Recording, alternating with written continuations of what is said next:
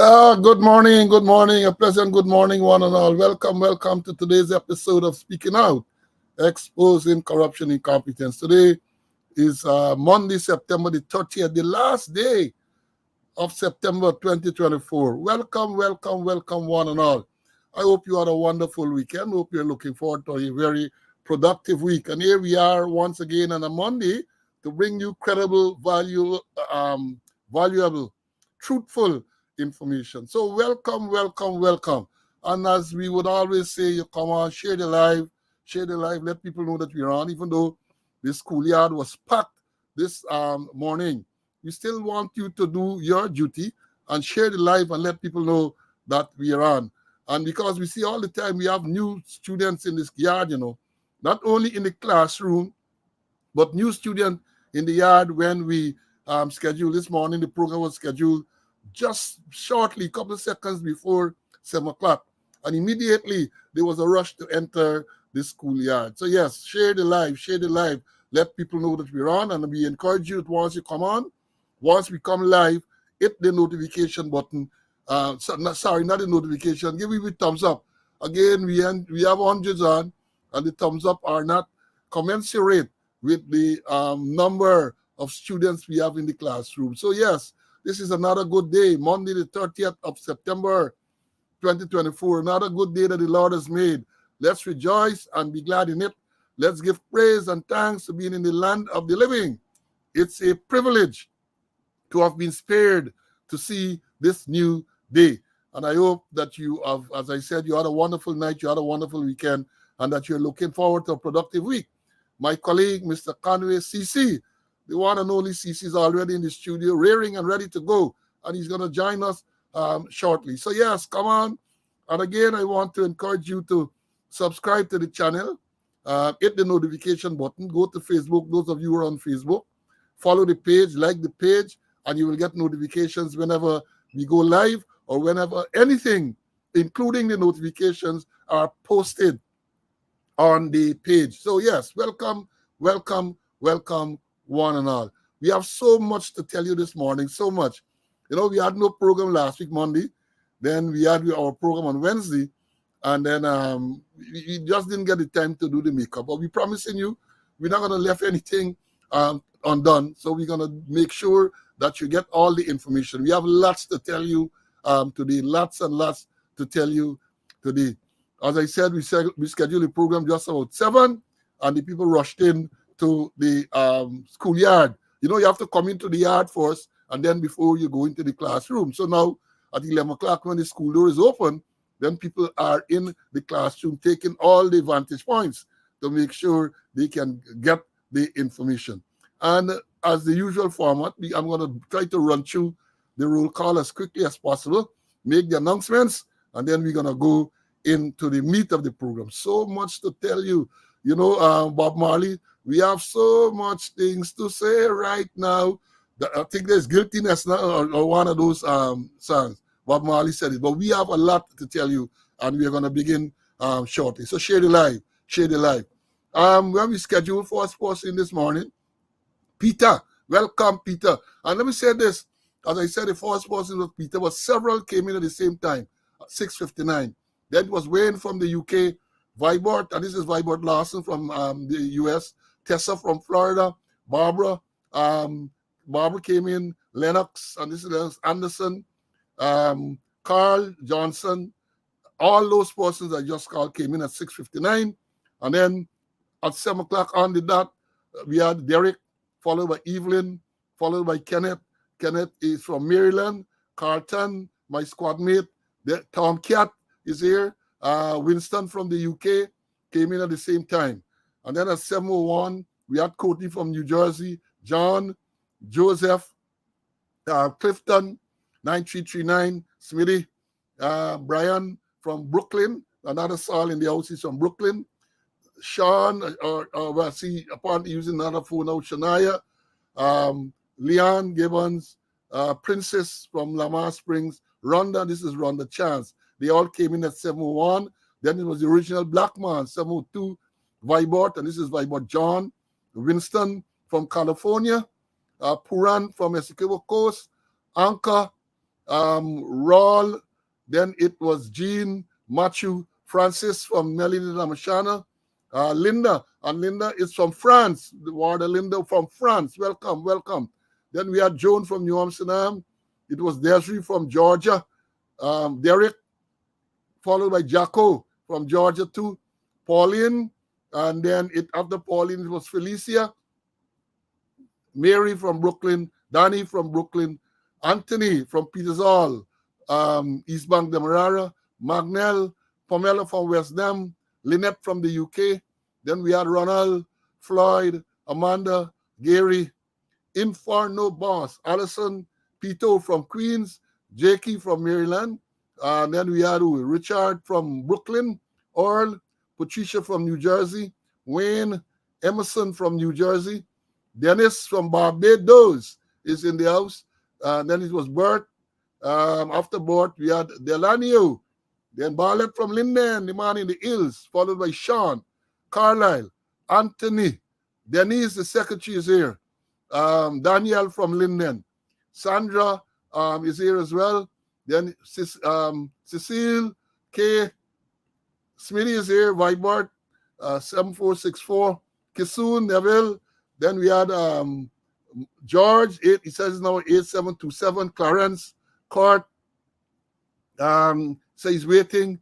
Then it was Colin, Burnett, Lucius is here, Izzy, Bonita, Aubrey from Canada, Walterine, Orin from the UK, Colin from Queens, and then we have Lindley, can't recall seeing Lindley in the schoolyard before. Welcome, he says he's from New York. He's in New York now, and he's Django from New York, and Belladrum, West Coast Barbies. Maury is here. Clive is from the UK, and he's here. Raul, my red man friend, is here. Then we have MH from Reno, Nevada. Welcome. Ulrich from West Dem, Crane. Umi is here. Terence from Canada. Marcus, Harold, Michael. And Michael says from Wuhan. If I remember my geography, Wuhan is in China. They said that is where the COVID originated. That is what they claim. Wuhan, Texas. Wuhan, China, rather. Sorry. Then we have Dexter Everett from Texas. Then William, he says his number was 14615. Nigel is here. Then we have Colin, 6984, sitting in the class and waiting. Maureen. And after Maureen, it was George Calder from BV. Gary, Colin from New Jersey. Heather from Queens. Richard, Rayburn, Phil. Phil, where is Phil from? He didn't say. Steve, whatever it is, 12443. Linton is here. Phoenix Park, West Bank, Demerara. Linton is from Phoenix. Winslow is from, didn't say. Kevin, Glendis. Then it was African Queen, Henrik, Vibert from the East Bank. Marcia, Nigel, Rohan, the one and only Rohan Jawar. Denise, and Denise is from Florida. Grantley, Abera 1111. Allison, Albert, Farina is here. Patricia, and Patricia is from Philadelphia. Carmel, Sheena, Lance. Then it was Joseph. Then Omar, Farouk Muhammad, welcome. Carl from Arizona. Annette, Mr. G. And Mr. G is saying here that we got to stay strong. We will stay strong. Doreen, my squad mate from Canada. R. Crawford. Rhonda Lane from Denhamstel in the house. Claude Thomas, 9342 is here. Vernon, then Vernon from New Jersey. Malcolm Brennan from Brooklyn. Carville, Norbert, Junior, Russ, Ricardo, Card is here. David, Akko, Siobhan, Kerry, John. Then it was Isabella, Queenie, Trevor, Karen, Fergus, Monica, Forbes, Anne, Orville, Brenda, Lorraine. After Lorraine, and you see two Lorraines, Lorraine Earl, coincidentally, and Lorraine Brand. They came in at the same time, 10:13. Michael, Burrowes is here. Then we have Diane, Moses, Conor Marukman is here. Melissa, the angel is in the house. Andrew, then after Andrew, it was Cedric, 8219, sorry. This is, I can't recall seeing this person before. Paunel or Paunel or how it is pronounced. Don't blame me for not pronouncing it correctly. Then we have Chilo, Joyce, Sioma, Jason, Glendon, 0540. Clifton is from Paris. Gordon from Canada. Barbara, Cedric. Then after Cedric, we have Valina, Delan, and the last person in the schoolyard was Dexter Solomon. And then when we went live, sorry, that's not the last. We had Clive, we had Dwayne, we had Lester, we had Anne, Terrell, Ulrich 9555, Barbara, and the last person was Marva. And then when we went live, as is customary most of the time, Edward is here first, followed by Karen, Abdul from Essequibo Coast, Belinda, Carlton, Popo, Gordon, Rajendra is here, Joyce, Tessa, and this is Tessa Lane, Steve, Thomas, and the list goes on and on and on. So welcome one and all. Welcome. And for the announcements, I'm happy to announce that we don't have any deaths to tell you about. And let me go into some birthday greetings right away. Today is the birth anniversary of Senior Superintendent, retired, Louis Crawford. Louis Crawford today is his special day. Also, it's the special day of a former rank of mine. Used to be at the 12730, I think it was his number. Dudley Adema, do not's birthday is today. We also have a birthday of a squad mate of mine, Annette Thomas, W365, retired. W369, my squad mate, is celebrating a birthday today. And I got word that today is a special birthday of a former, the mother of a former member. I'm referring to Errol Lewis. Errol Lewis' mother is celebrating her 100th birthday today. Errol Lewis' mother is celebrating her 100th birthday today. Congratulations to all those who are celebrating their birthdays or birth anniversary, however you want to style it today. And a special congratulations to Errol's mother, who is celebrating 100 today. And in terms of the belated birthday greetings, we have a belated birthday greetings to Assistant Superintendent Michael Cort, Woman Inspector Ruby King Blair, Retired Woman Corporal 15382 Leslyn Wills. My a regular in this program, she's not a police, but Trifosa Williams, my cousin and neighbor, she celebrated recently.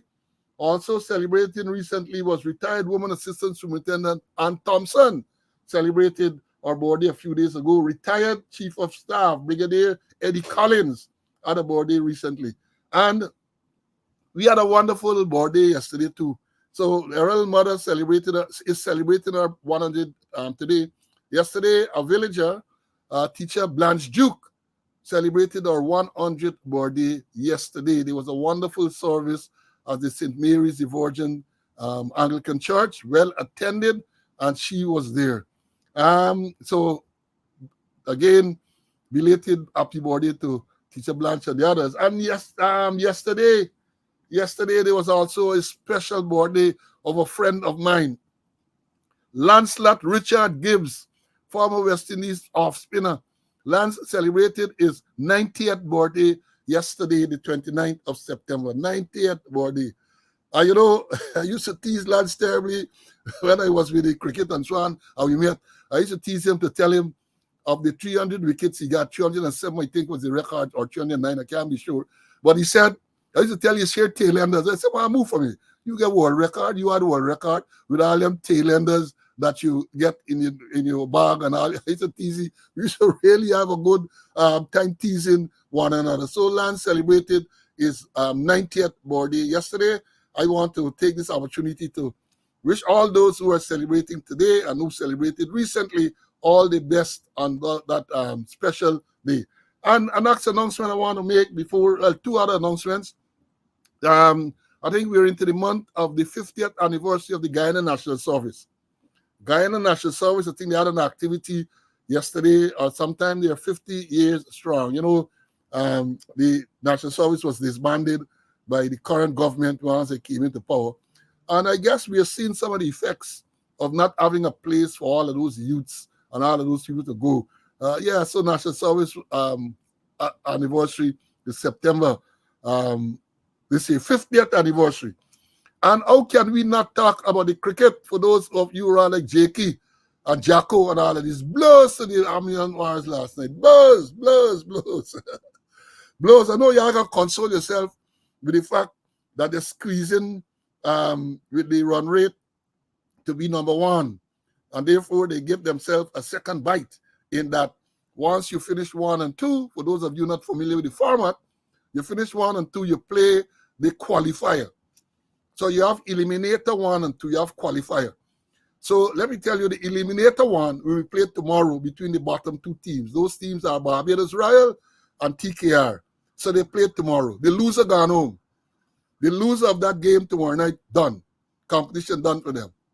Now, on Wednesday night, you have the qualifier. So the top 2 teams, Guyana Amazon Warrior and St. Lucia, they play, and the winner of that game goes straight into the final on Sunday. The loser of that game on Wednesday will play the winner of the game tomorrow night. So that is why they say that when you finish 1-2, you give yourself a second bite of the cherry. So let's see where it will go. But it was I know this Park Stadium, and Puran, man, the mighty Puran, tore into the bowling attack. And Guyana was after, Warriors were after. Good start. 6-1. And then a big collapse. They barely struggled to get past the 108 or 114 or something that they needed to make sure that they finish at the top. So cricket is a game of glorious uncertainties. And again, I say I'm a Guyanese. I'm not a Warrior fan, but I'm a Guyanese. But let's see how things will go. Let's see. Let me bring in Mr. Conway. He's a Warrior fan and a Guyanese. So let me hear. I hope you aren't too stressed out after what took place last evening. CC, welcome you, brother. All right. Thanks to me. Praise the Lord that I'm in the land of the living. And happy birthday to all those persons you mentioned, especially 2 Centurions. And to Lance Gibbs. Remember, Lance Gibbs was a tail ender by name and nature. And in Trinidad at Queen's Park over when he go in here, but the crowd used to say, Amen, Amen, Amen. He never used to last long. But back to the real cricket, I wasn't bothered, because 104, that's we can't beat Trinidad with the runs of the score. But 104, but then they wobbled so much, and they had drop catches and all kind of thing. But anyway, we in the final, and that is the important thing, You're in the final 4. You haven't get into the final yet. You gotta win. You gotta win. If you gotta win on Wednesday to automatically go to the final. If you lose on Wednesday, then you have to play a game on Friday again, and you have to win that game to get to the final. So don't jump the gun, my brother. No, I see us in the final. I remember last year, we lost to Trinidad in the playoff there, and then we go into the finals and we beat them, So history could repeat itself. Well, let's hope so for the sake of the Guyanese brothers. Let's hope so for the sake of my Guyanese brothers and sisters, because there are many. Now, let me move on to the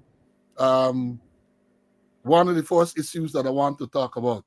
Last week we reported on this this unfortunate, I must say, incident at Mabarumo, where the police went into a church to arrest. Well, they said they didn't arrest. They invited him to the station. They're using a lot of euphemisms. Invited him to the station. The man who was playing a keyboard in the church, some neighbor complained about noise nuisance, and the police went there. Well, they actually, they said they invited the pianist or the organist or the keyboard man to the church. And then they came with the usual mendacious statement to say the man was warned and sent away. When we saw evidence for counting the man was placed on $20,000 bail to go to court sometime in November. Now, I see the Ethnic Relation Commission came out with a statement. came out with a statement. This is a statement dated the 27th of September. They wrote to the media, and it says here, dear editor, well, let's say edition is a mistake, a typo. The Ethnic Relations Commission expresses deep concern over video circulating in the public domain that depicts a police officer interrupting a church service and escorting the church's musician out of the premises to the police station over an alleged complaint of noise nuisance emanating from the church in Mabaruma Region 1. The ERC vehemently condemns any action that infringes upon the freedom of worship as enshrined in the Constitution of the Cooperative Republic of Guyana.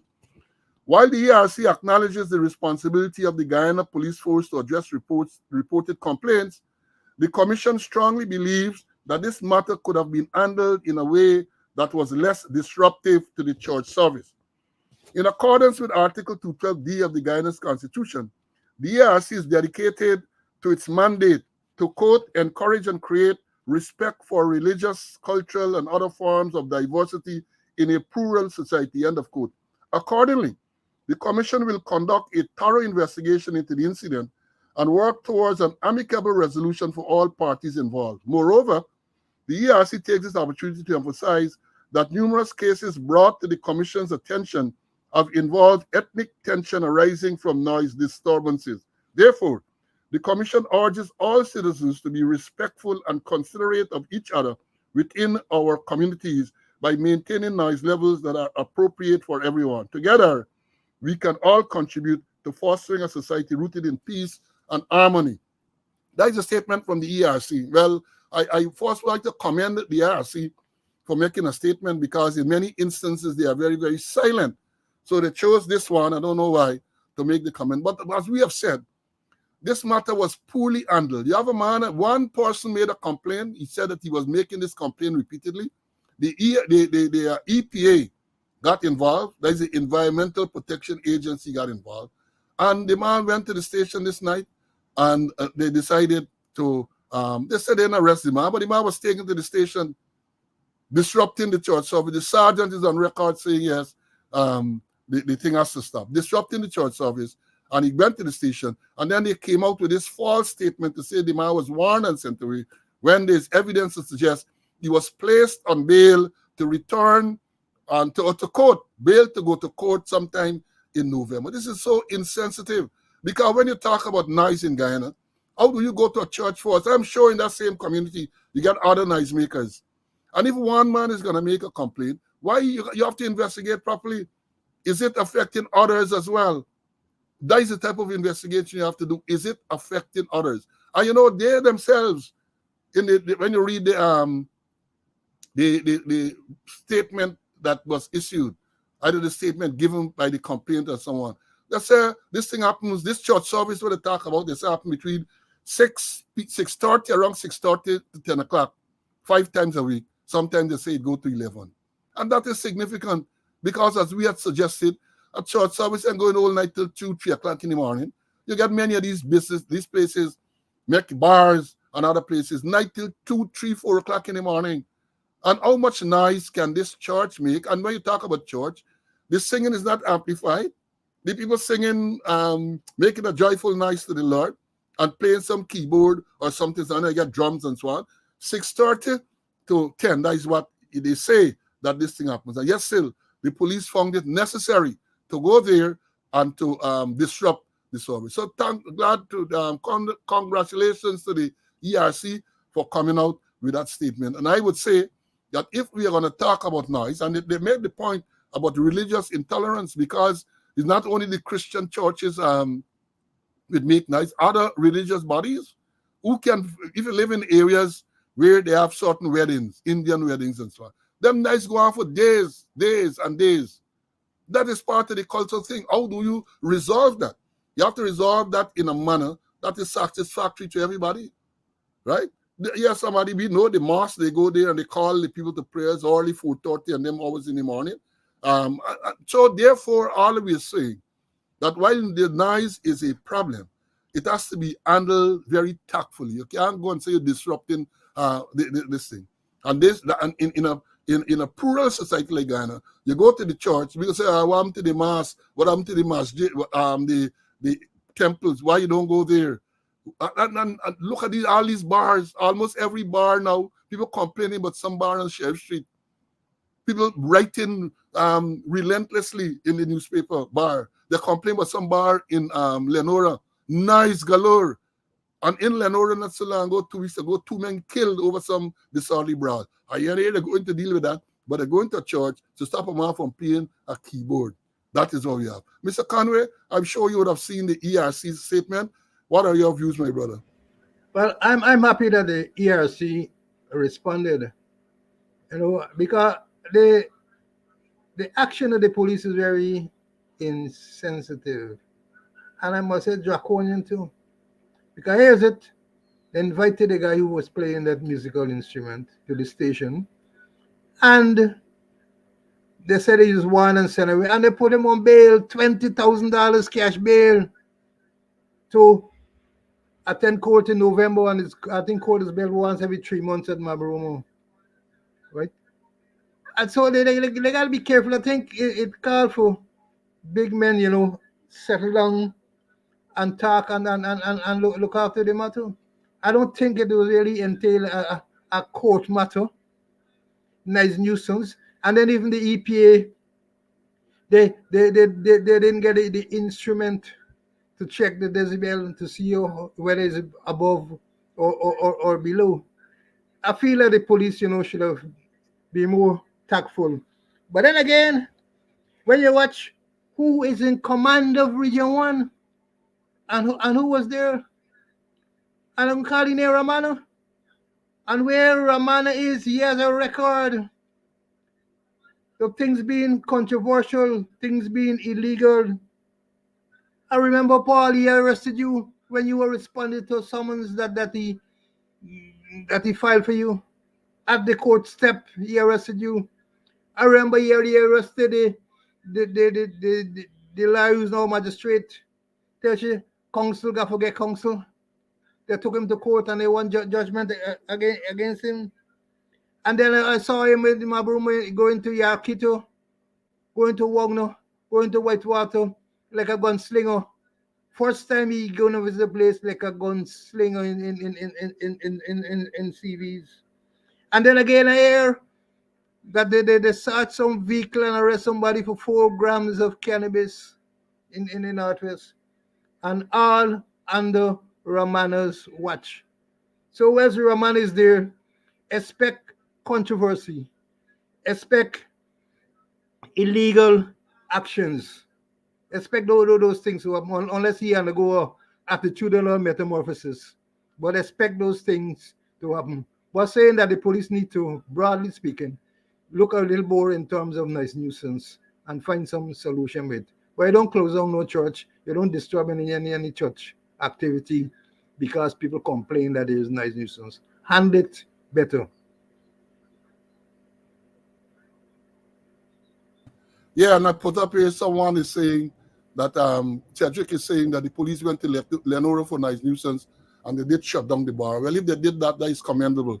But it's to maintain that. And I'm sure that is not the only bar that is making noise in the area. So they need to be a little proactive with these matters. Now, moving on to the next subject, CC. Some months ago, we reported on this program that there was one Inspector Roop, a traffic man. He was the man in charge of traffic on the east coast of Demerara, operating out of Cove and John.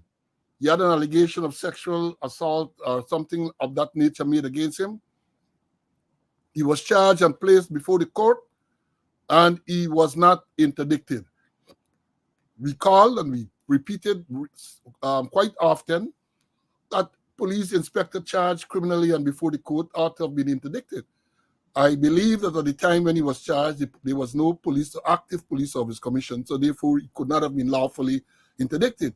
But as soon as the police service commission was sworn in, one would have expected that they would have done what they were required to do and have him interdicted from duty. That was not done for months.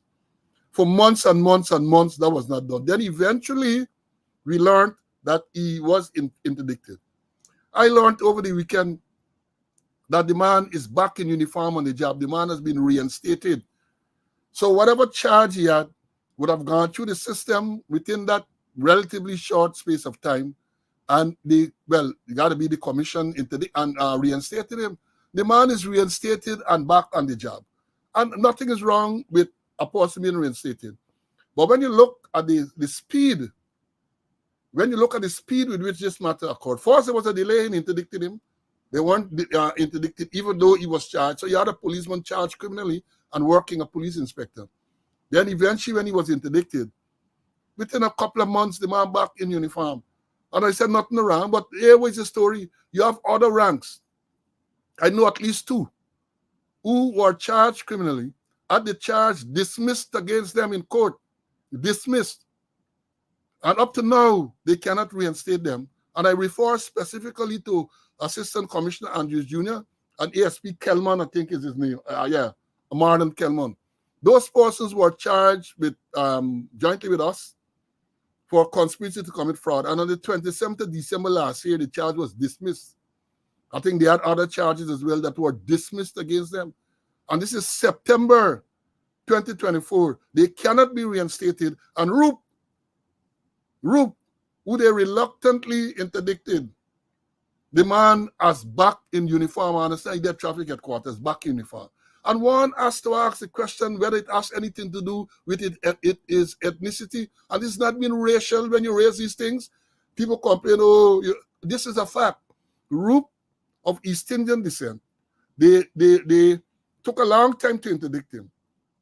Interdict eventually, then within a couple of months now, he's reinstated. That's the information copy. He has been seen in uniform at traffic headquarters. He's reinstated. Whereas you ask these two persons I call of African descent, case dismissed against them by the magistrate on the 27th of December, 2023, and until now, the 30th day of September 2024, they are not reinstated. It must raise eyebrows. It must raise eyebrows as to the discriminatory nature of this whole process. And again, I say when you talk, people complain to the ERC, say you're creating racial discord. The facts are there. We just relating the facts. Maybe they will want to come and give some explanation as to why this is so. But the thing looked bad, as we said, the thing looked bad. This man interdicted reluctantly. We talk about it on this program for a long time. How is it you have this inspector who was charged criminally and before the court, and he's still working? He was in charge of traffic on the East Coast, still working. Then we learned that he was eventually interdicted. And then within a few months, the matter would have gone through. I don't know if he had a trial, if he withdrew the matter. I don't know what happened, but it would appear as though the matter before the court is concluded and the man has been reinstated in breakneck speed. In breakneck speed, one has to wonder. Wonder if the ERC will follow up on that too. The Ethnic Relation Commission, wonder if they will look into that matter to see what is operating here. Let me bring in Mr. Conway for this matter. CC, Roop, let me hear your views on it, man. Well, you spoke about it, and then I know another one where a constable was interdicted 12 years ago. Rape. He won his case in that court. Over a year now, and he cannot be reinstated. He approached me. I think I have to follow up. 12 years interdicted.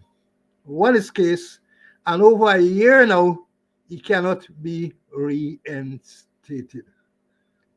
And Roop, the same thing you're saying, with breakneck speed, they bring him back. And watch where they put the traffic headquarters. All I'm going to say, apparently, birds of a feather will flock together.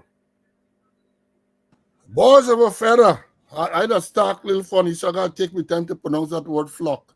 Birds of a feather flock together. That is the saying. Now, let me move on. And we spoke on this program, when we highlight these things somehow, you just get a little action down the road. It was in the news some time ago that this male superintendent of police sexually assaulted a male constable. That was what was in the news. It was later revealed that the man was sent on leave pending the investigation. That is this male superintendent. I saw, I think it was last week, where they're reporting that the male superintendent, Wilson is his name, they say, is charged for sexually assaulting this male constable, right? And, again, we want to make the point. An allegation is made. They say it was investigated. No doubt it went, and, well, I don't know if the police legal advisor intervened or if it went to the DPP's chamber as the law requires. I don't know, right? But they say that he is charged and before the court. So one would expect that he too very shortly will be interdicted. But it caused me to wonder, because I know that allegation and more serious than that. Because let me make a distinction to you. In the law, the Sexual Offences Act, there's a clear distinction between rape and sexual assault. Rape is unlawful penetration by some part of the body, either the penis, the hand, the finger, whatever. Once you penetrate, that is rape. Whereas sexual assault deals with touching. You touch somebody's foot, as they accuse me of, or some, that is sexual assault. So this officer is charged with sexual assault. So y'all don't mix up the two. Rape. He's not charged with no rape, right? Or in our law in Guyana, buggery. Because that is still in the books. Buggery is still there. He's not charged with that. He's charged according to the said sexual assault. I'm not aware of the facts because these matters are going to be aired in camera, right? Not open to the public. So we don't know what the facts are. But it occurred to me that you had a case where another serving senior police officer had allegations of a similar nature made against him. In one case, a female journalist, alleged that she was assaulted by this senior police officer. In another case, a policewoman alleged that she was assaulted by this senior. And they covered the thing up. They covered it up. So Paul Wilson find himself before the court, whereas this man who had his allegations made against him, and again, the ethnic thing can come in because Wilson is African descent. The man again that I'm referring to is of East Indian descent, and therefore you want to know if ethnicity has a role to play in this whole thing. And the man I refer to the police and know is Lucifer. Lucifer had allegations made against him. The female journalist made allegations against him, and then a female police rank made an allegation of a sexual assault against Lucifer. And what happened? We aren't hearing nothing about that. You're not hearing anything, but Wilson got to face the music. And it brings us back again to the same Sexual Offences Act. I had it somewhere, I'm looking for it. Specifically, I'm referring now to the Darmlal matter, Section 41 of the Act. Made it clear that once a report is made, the matter has to be investigated by the police. It is mandated that an investigation be done. And they say if the police do not lay a charge within 3 months, then they must send the file to the DPP. They must send the file to the DPP for legal advice. And this second rape allegation against Damlal, the police legal advisor, Mandel Moore, said that there was no evidence to pursue the matter any further. But that's not what the law said.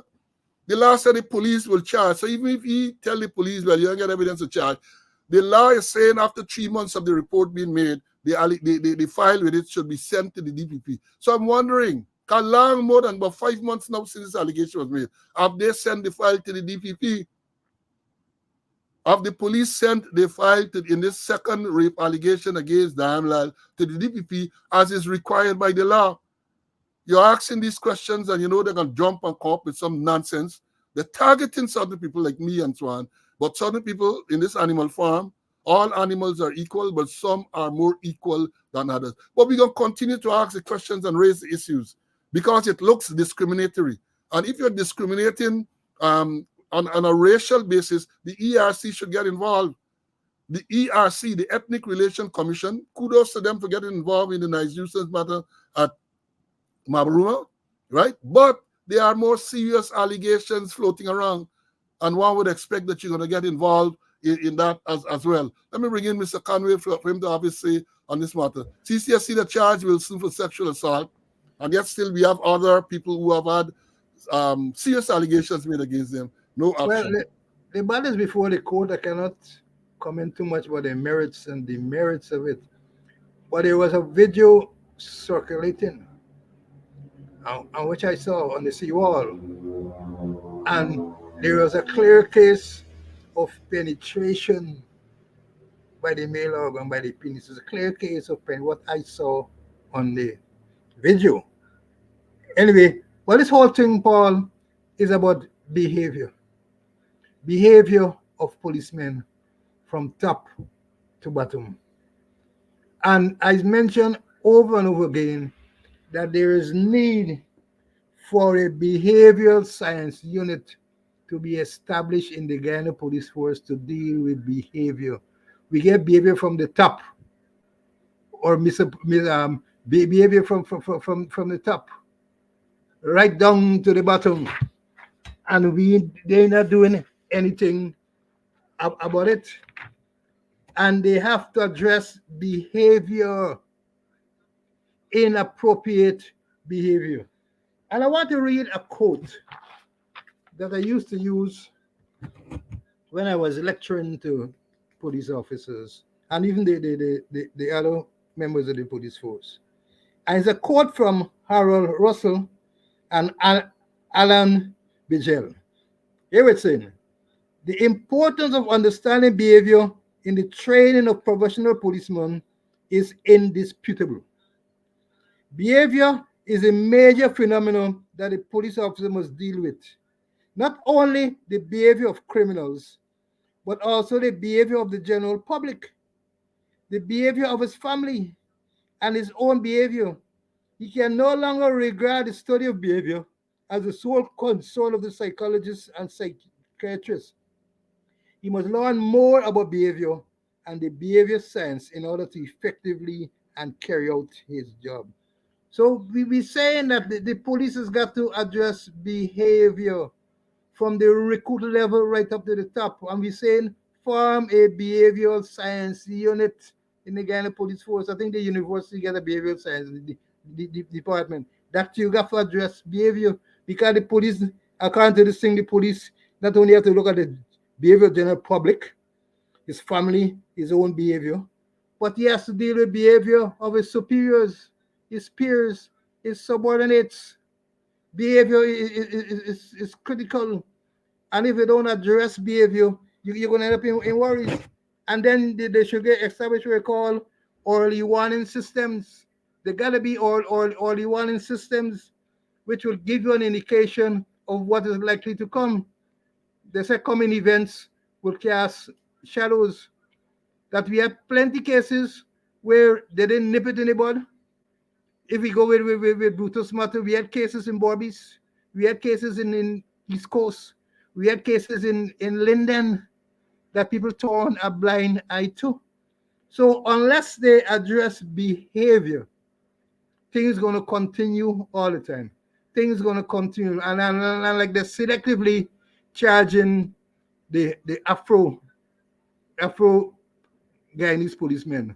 And when the other ones, they're nothing. So I'm saying, and I'm repeating myself again, they must establish a behavioral science unit to deal with behavior from top to bottom, because they become cancerous. Inappropriate behavior has become cancerous from the squatter right down to the constables. Yeah, they need to address the behavior. I mean, it's terrible. It's terrible. It's terrible. Every day, and we have so much more to tell you about behavior and the whole approach. So much more this morning. But let me go to an issue now that has been in the news over the past 2 weeks or so. I'm referring to the issue relating to the incident with the administrator of the Burrowes School of Art, Mr. Ivor Tom. And in the first instance, some man who attempted to park in a place that he had not to be parked.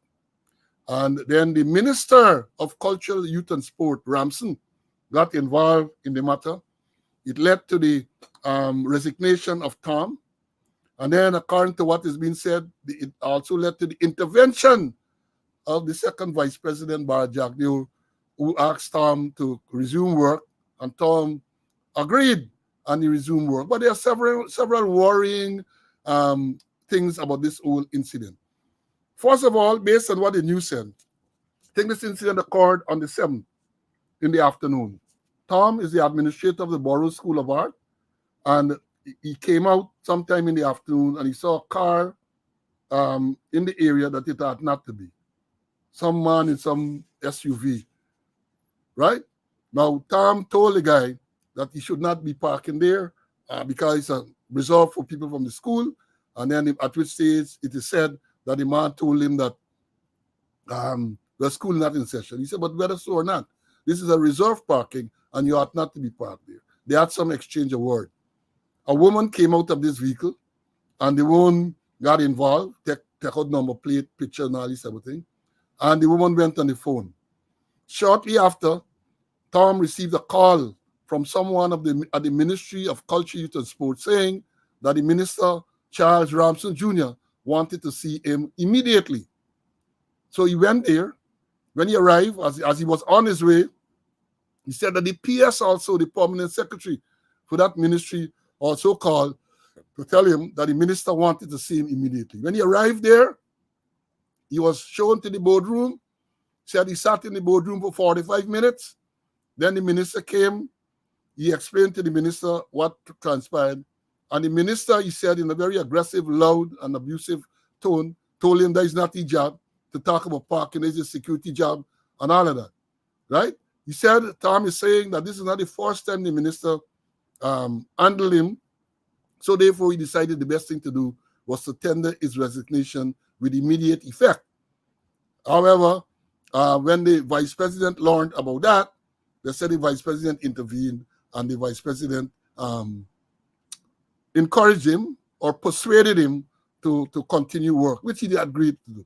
As I've said, a lot of things I want to comment on in this matter, right? Tom is saying that among the things the minister told him, and I read the name, quote it, he said, your image, he said that the minister told him that your image is not a reflection of what the minister wants for his ministry. Well, there's that the whole thing is not a quote, but basically he's saying that the minister told him your image is not a reflection of what the minister wants for the ministry. And that raised some questions of what image, because if I know Mr. Tom a long time, and this is the way, let me show you. This is the way Mr. Tom dresses. So is it this image that the minister was referring to? As you can see, Mr. Tom is decked out here in his African dress, as you would call it, is the shiki, his African cultural dress. He wears I can't recall seeing Tom wearing anything other than this. So when the minister said that your image is not a reflection of what we want at this ministry, is this what he's referring to? Is this what he's referring to? And then the story goes on. Let me play you all the tape. Hold on. There is a tape. Let me just find it and play it for you so you can hear it. There's a news item covering the same story. Let me play it so you can see what really went on. I think this is it here. Hold on. Minister of Culture, Youth and Sport Charles Ramson Jr.'s treatment of a complaint against the administrator of the Burrowes School of Art, Professor Ivor Thom, has reached the desk of General Secretary of the People's Progressive Party Civic and who is also the country's Vice President, Barrett Jagdeo.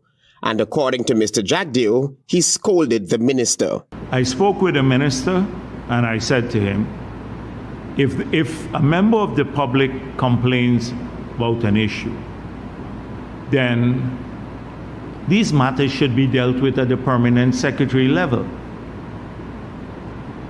And I said to him it was badly handled. And he accepted it.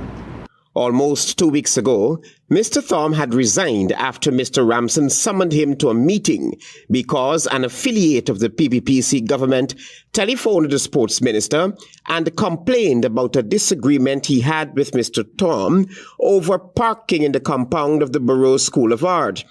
Mr. Thom had informed the PPPC associate that parking in the compound was reserved for staff and the students only. The man responded by using racial slurs against Mr. Thom and argued that he had a right to park in the compound.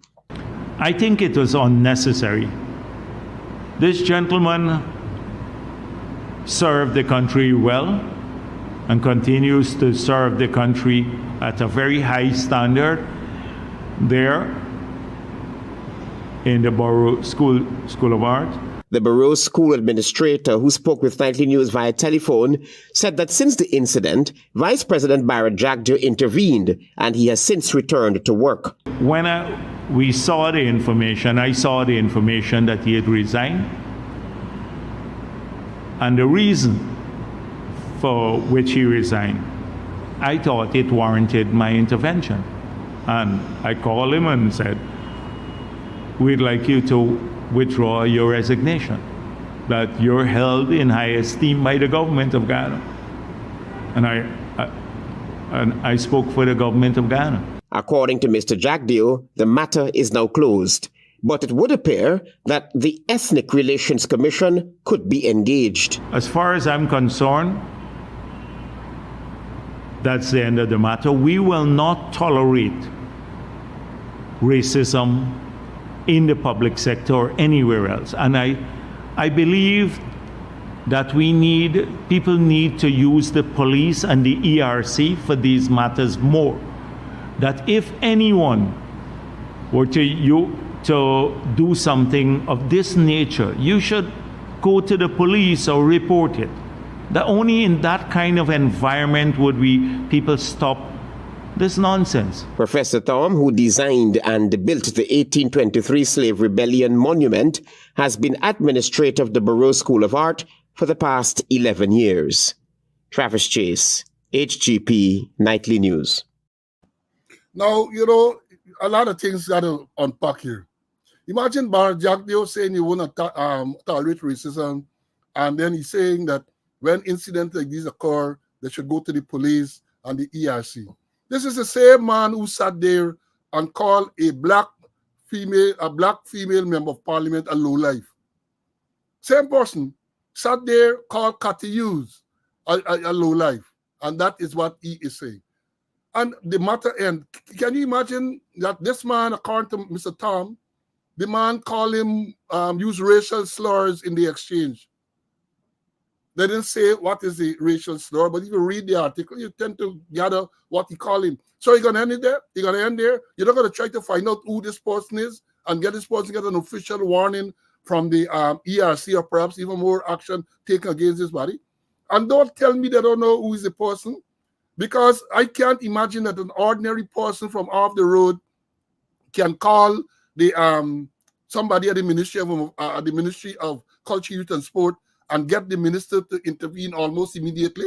Has to be someone with clout.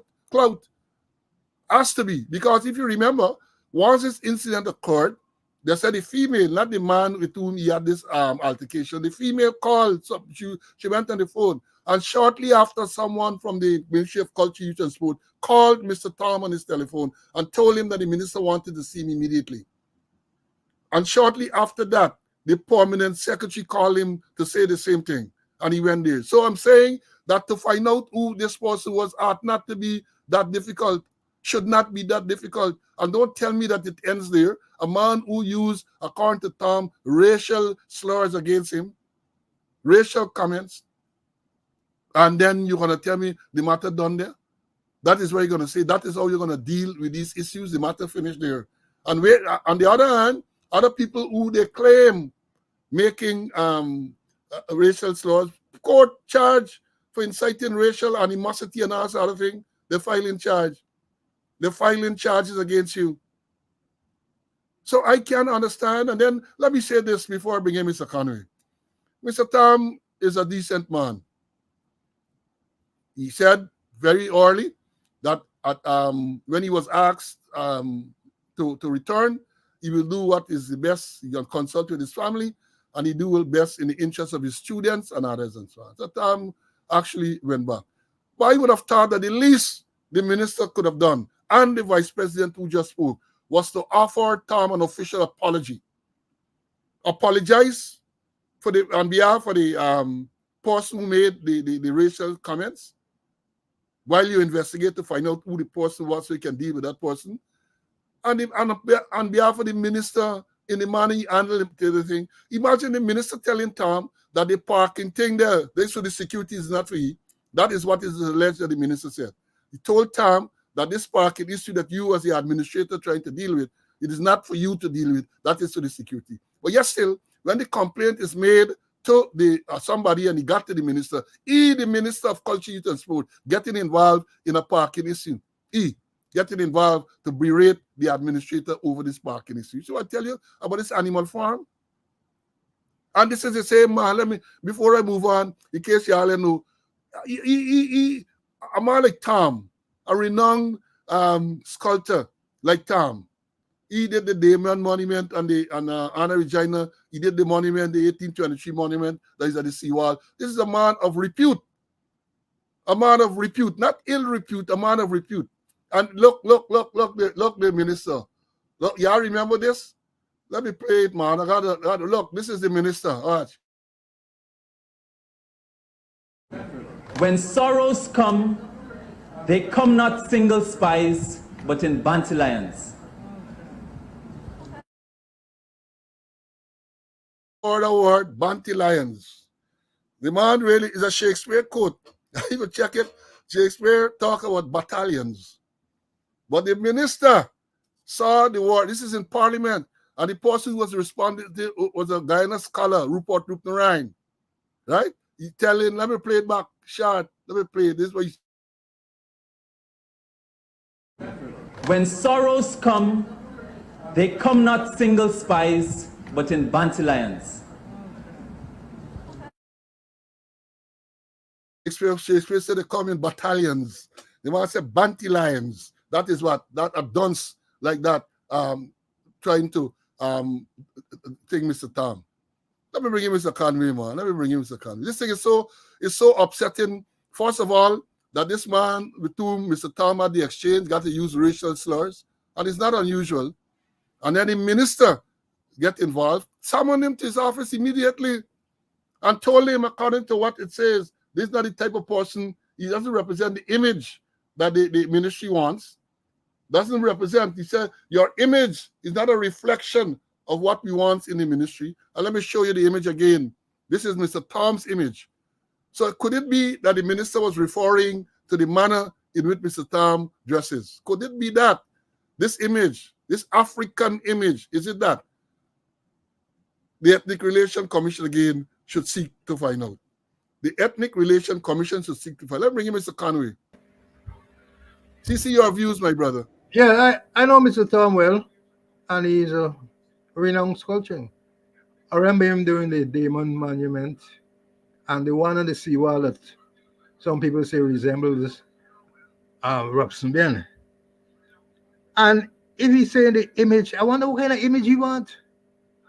You don't want an Afro image, you don't want a black image. I wonder what kind of image that he wants. And he's saying, my ministry. And then the person who made a complaint to him is affiliated to the PPP party. And I say for that person has been contributing financially. So if they contribute financially, quid pro quo. I contributing, therefore I must get favor.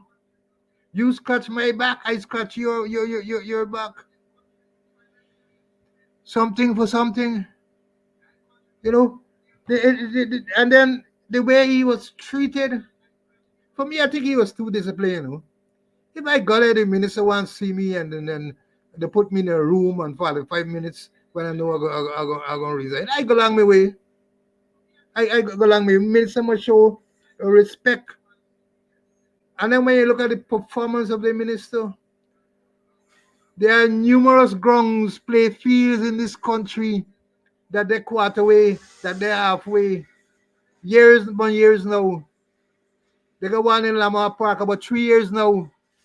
They're hustling for through the minister. Minister made several trips there to look after the ground, spend millions and millions of dollars, and it has become a jungle.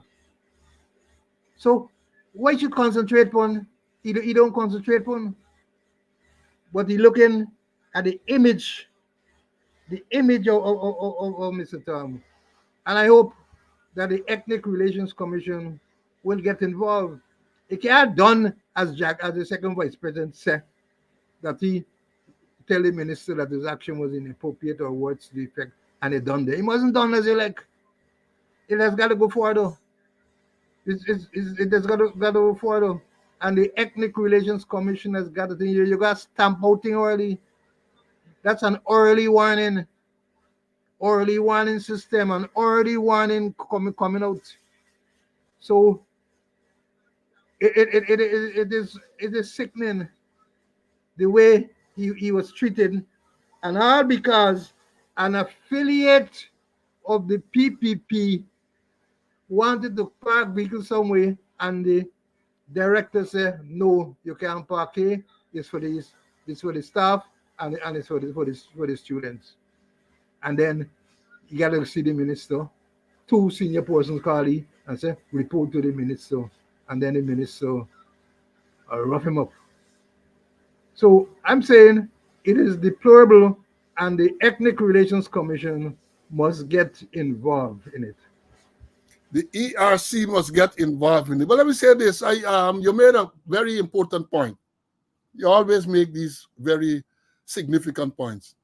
In that, maybe Mr. Tom, the discipline, he was a member of the National Service, so maybe he got a lot of discipline from them. But you're called to the office to report immediately. Therefore, you left what you were doing because you're a disciplined person, you went there. You're made to sit for 45 minutes in the office before the minister engaged with you. Well, body by, I agree with you, CC. But if I know that I was likely to resign, well, perhaps he didn't know then. I'd gone my way. I tell him, sorry, I have other things to do. I sit down for wait 45 minutes to no minister. And let me tell you all an example. When I was commander A division in policing there, the Ministry of Foreign Affairs has a way, they had a way, they would summon senior people to meetings there in respect to some senior visit and so on. They would tell you, let's say, give an example, tell you come for the meeting at 1 o'clock. And you will go there, you sit long, and they went telling you anything. Long, nobody and even coming to say, well, somebody is delayed or something like that. Well, after the first meeting I went to, I had a plan for them. They called me for a meeting at 1 o'clock. Those who know me, I would always go there, or I'm always punctual. So I will get there like about 5 to 1 and so on. And I will sit.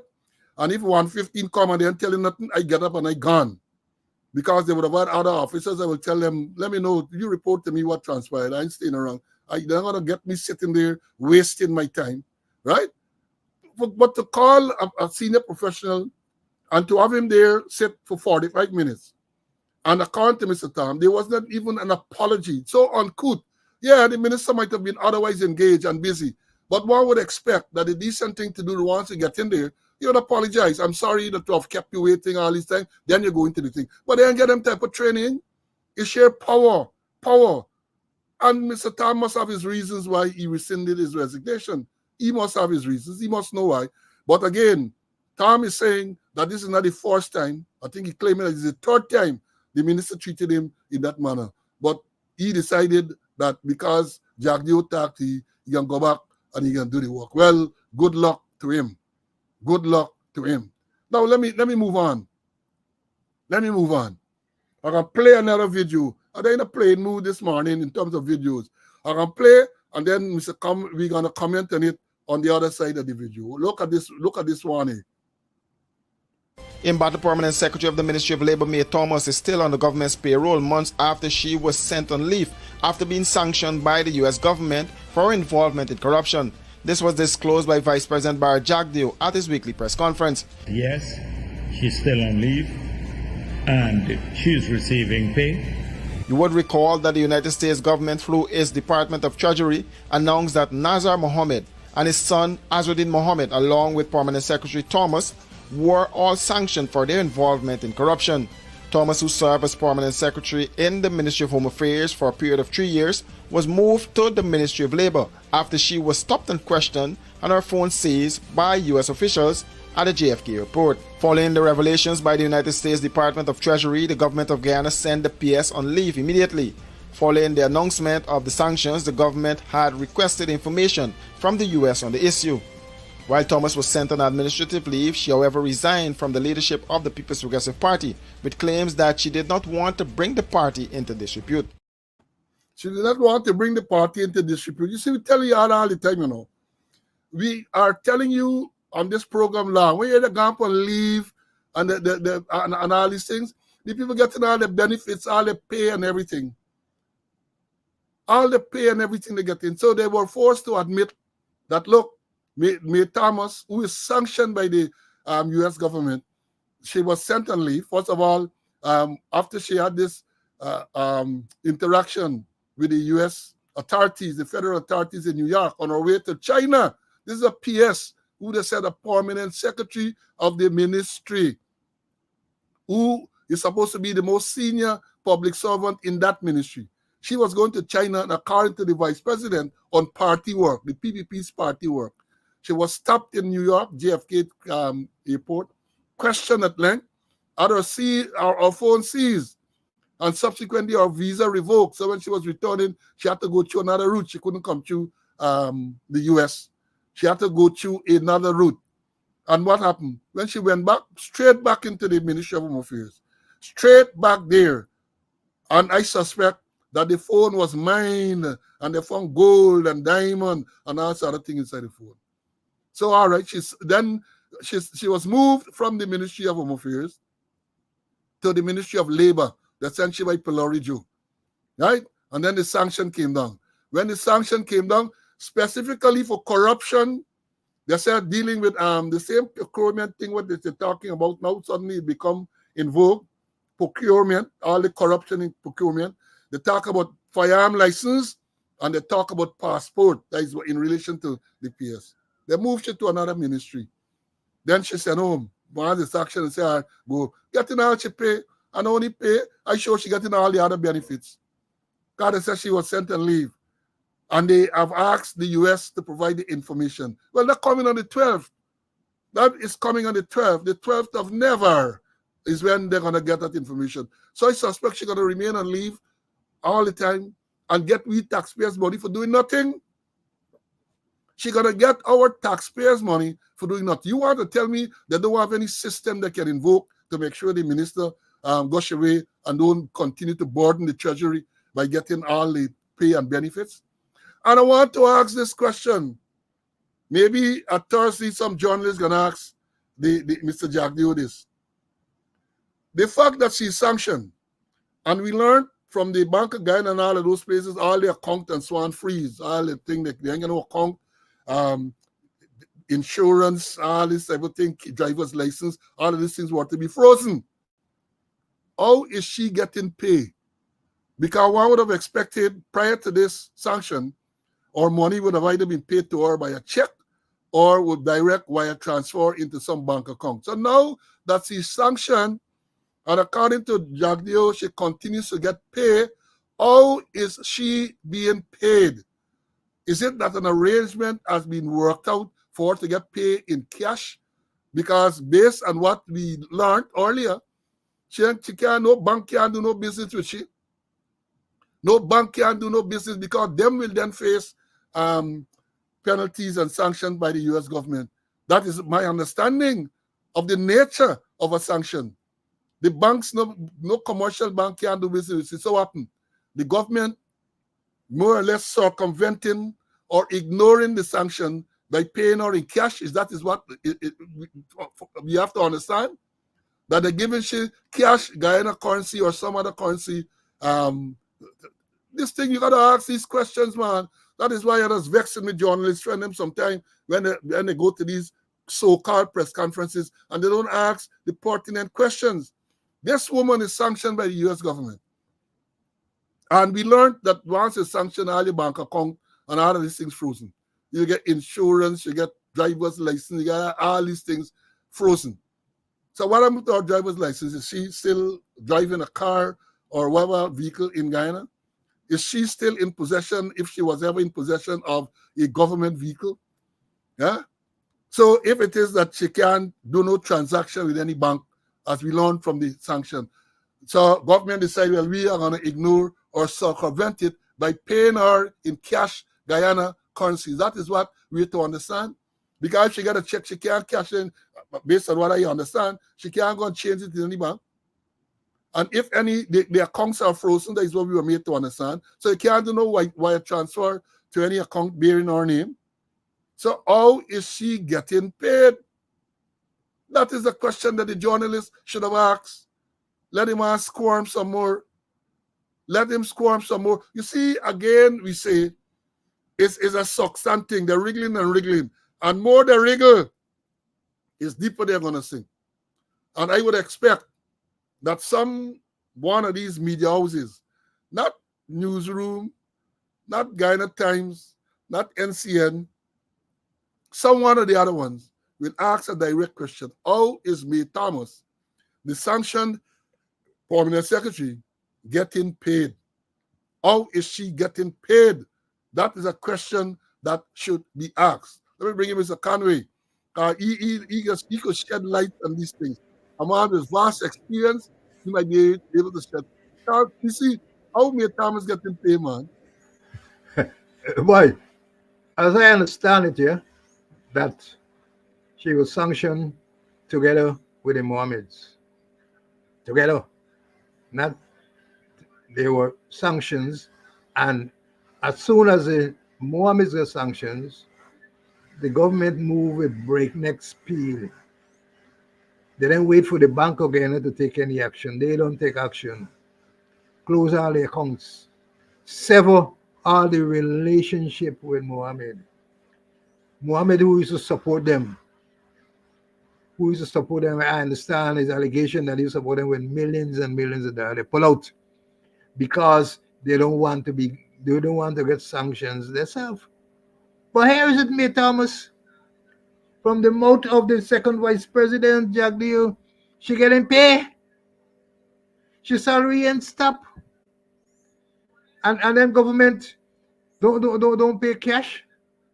They pay with a check or the money go to your bank account.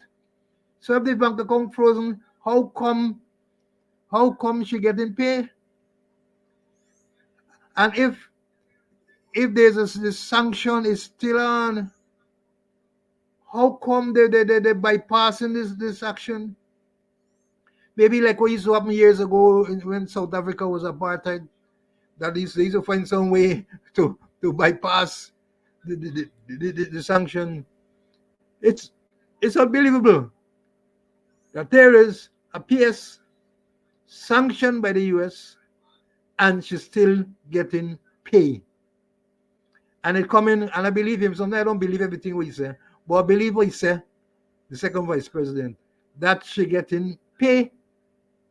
So they're circumventing or they're breaching the sanction. Animal farm, what good for the Mohammed? Gotta be good for May Thomas. I don't know what's going on. Perhaps, as you mentioned, they might ask Jack some more questions on Thursday.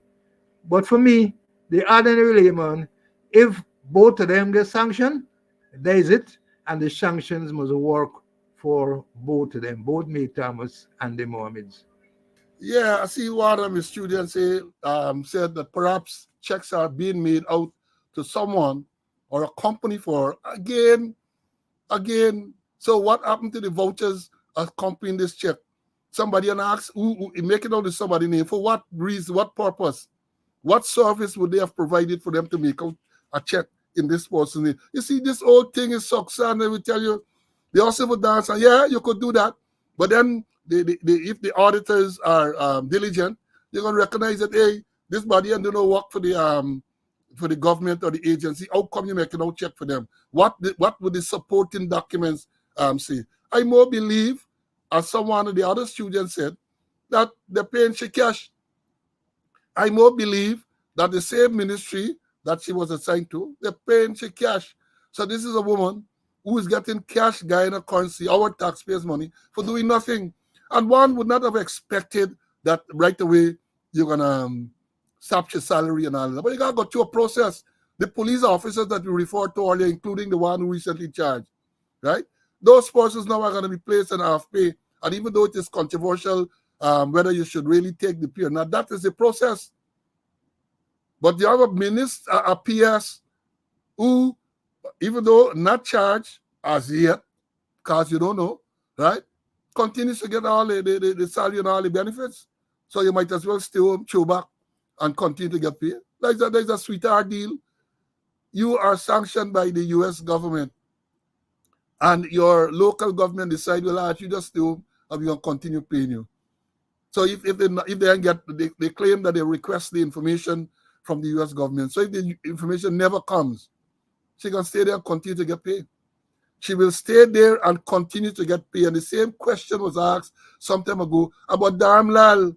He went and leave and they say he resigned as minister. Sometimes there's only whitewash on the face of it. Salawala.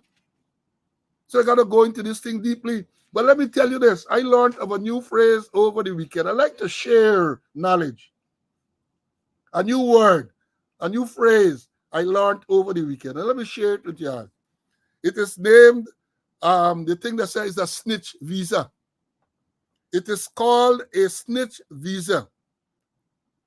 It usually means indictments are being pursued. And here this is a post from social media. The S non-immigrant classification is generally available to aliens who would otherwise be inadmissible to or deported from the United States, for example, due to criminal convictions or certain problems with immigration status. The statute authorizes the Secretary of Homeland Security to waive the grounds of inadmissibility. The program is particularly useful for witnesses or informants who would otherwise be in danger in their own countries. It is also a substantial benefit for many other witnesses and informants who might not otherwise be able legally to enter or remain in the United States of America. It is called a snitch visa. And social media is abuzz with allegation that a certain character, a certain well-known character, was recently given a snitch visa. And they say, if you get a snitch visa, because indictments may be imminent. Indictments may be coming soon. And we are talking about indictments in Guyana, talking about indictments in the United States. That's what we understand. I understand too from social media that a certain person, last night, Sunday night, going to some bar, and somebody lashing in the head with a bottle. And you know it's who, you taking around who lashing in the head in bottle and so on. And the person said on social media that the person who lashing, they got a special place for heaven for him. The place with air condition and Wi-Fi. So in other words, they're applauding the person for lashing the man in the head with a bottle. I don't condone violence. I don't. We're not going to condone violence on this thing, but you have to follow up on what really going on. And this person, I should say, is alleged to have had his visa refused just a few short months ago. Went to the U.S. embassy for a visa, and the report is that it was refused. And there's a video circulating on social media over the weekend where the same person is now seen in New York, somewhere in the Times Square area. And somebody called out to him and he looked back and he responded and so on. And they asked him the question, how is it this man had his application for visa revoked just a few months ago, and now we're in the U.S. But then this article talks about a snitch visa. You know what's a snitch? A snitch vika, a rat, a snitch, a couture. Guy needs to be familiar with these words. These are the older people of my ilk. Snitch, rat, couture, kachar. All of these are words used to describe people, a certain type of people. But they're saying that the snitch visa is given to someone, is generally available to aliens who would otherwise be inadmissible or deportable from the United States. For example, due to criminal convictions of certain problems with immigration status. The statute authorizes the Secretary of Homeland Security to waive most grounds of inadmissibility. The program is particularly useful for witnesses or informants who would otherwise be in danger in their own countries. It is also a substantial benefit for many other witnesses and informants who might not otherwise be able legally to enter and remain in the United States. Things are happening.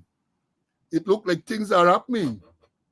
Man, that turned down for visa a couple of months ago, and the man there in the States, they might call he out, and he responded, and he back in Ghana.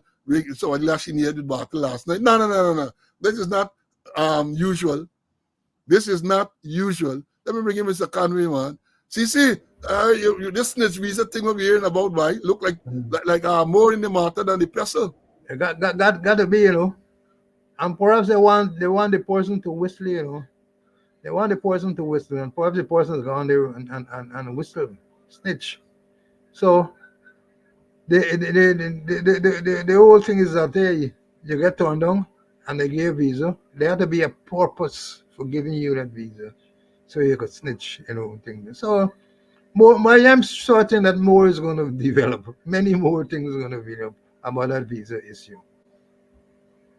No, they want person for sure. I don't have the video. I saw it on social media. You can go on social media and Google and find this video. I don't have the video. And if I had it, I would have shown it. If I had it, I would have shown it. But let me come to the next matter. Let me move on. Time running fast. Let me move on.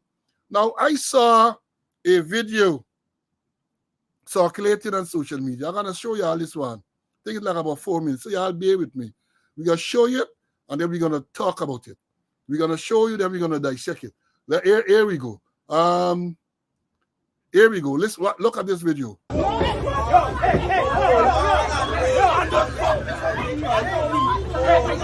Hey, what am I doing the fucking mama? The fucking asshole.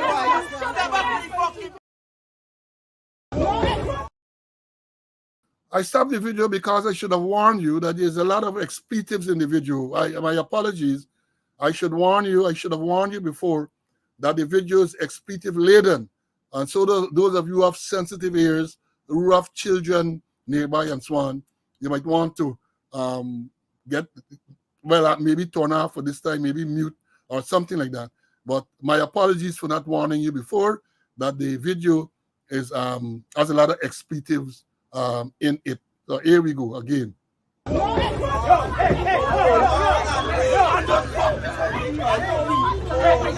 Hey, what am I doing the fucking mama?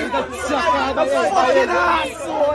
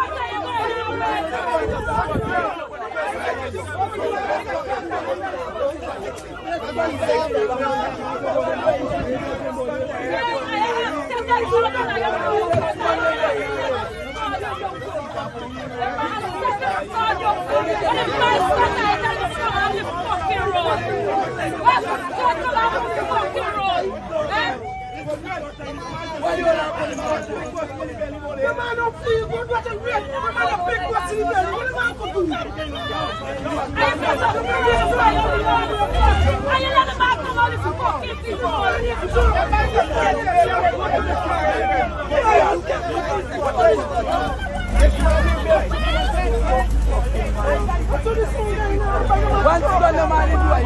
The man sick. The man is a free fuck. The man don't feel good. The man is a big boss. What the man got going for? What the man do?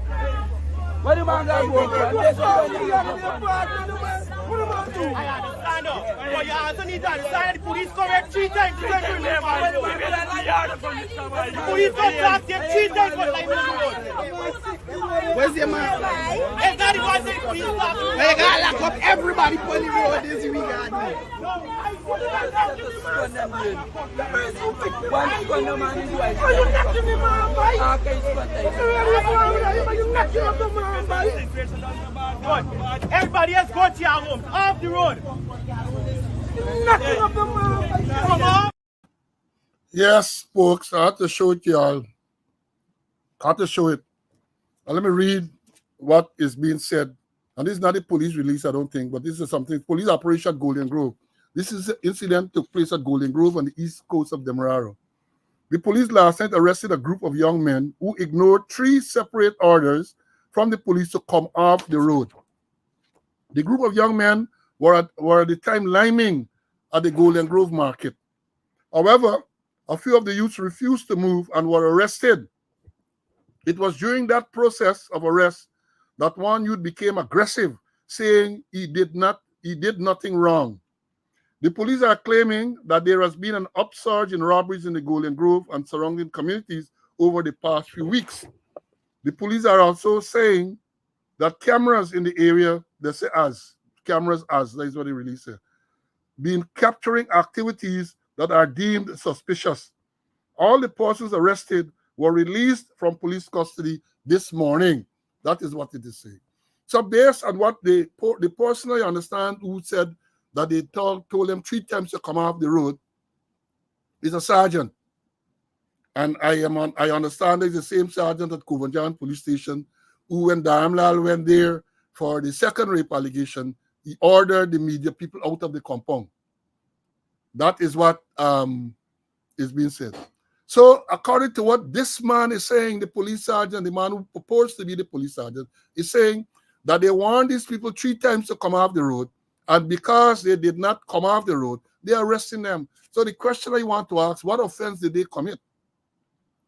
What offense did they commit? So like we're in a police state now.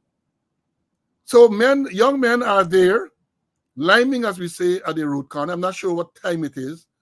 Police pass and said, move from here. And you heard the sergeant tell you, come off the road, get to your homes. So maybe there's a state of emergency in Golden Grove. And these are the types of behavior that cause people to go against the police.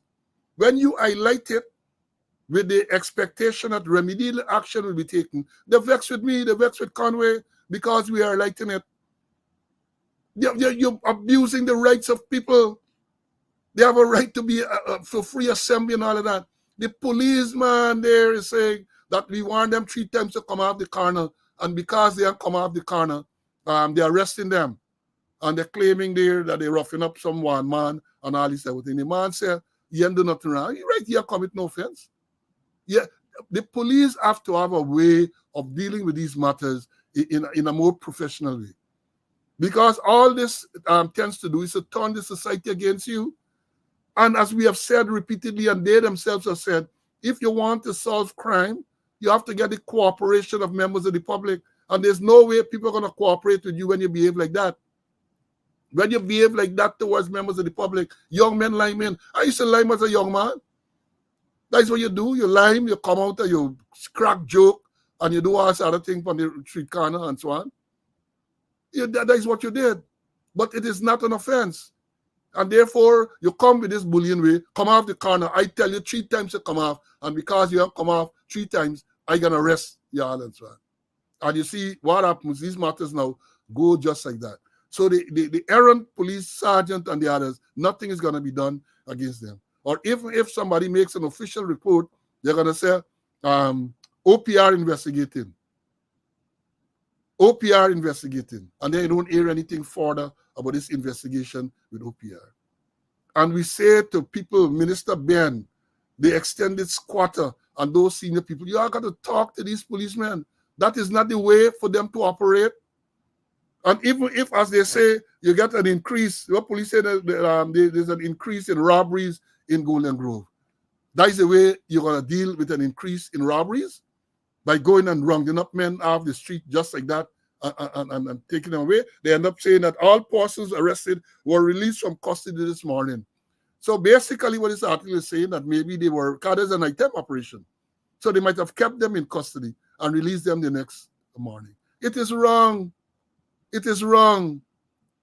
And it should be stopped immediately. The people who are aggrieved should go and make official complaints. Don't leave these things like that. And it is noted that only going to certain areas, only certain areas they're going at, stereotyping, stigmatizing, and victimizing certain people. And when you talk about it again, they come and say that. No, that somebody said lightering. That's not lightering. That's not the way you deal with lightering. That's not lightering. So we understand this. Let me bring in Mr. Conway. Yes, you see, you start the video there, and I see someone say, well, they're lightering. So maybe the police has a right to deal with them in the manner. What are your views? It's frightening when you see the police taking certain action and the public against them. Something is wrong. Instead of the public support the police, the public is against them. We saw it in the video there. And it buys down to training. How do you de-escalate the situation? Training.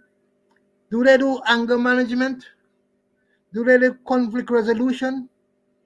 Do they do effectively dealing with people? Do they do self-defense? Do they unarmed combat?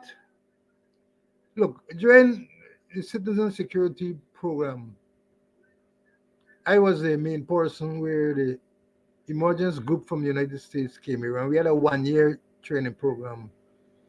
It was under the auspices of the IDB. 29 programs we conceptualized, we designed, we developed, we implemented, and we do some evaluating. And the thing was that at the end of that period, when the person was gone away after a year, we had to replicate those training programs. I started it. I handed over to Paul Williams. Paul Williams continued with it. Excellent program.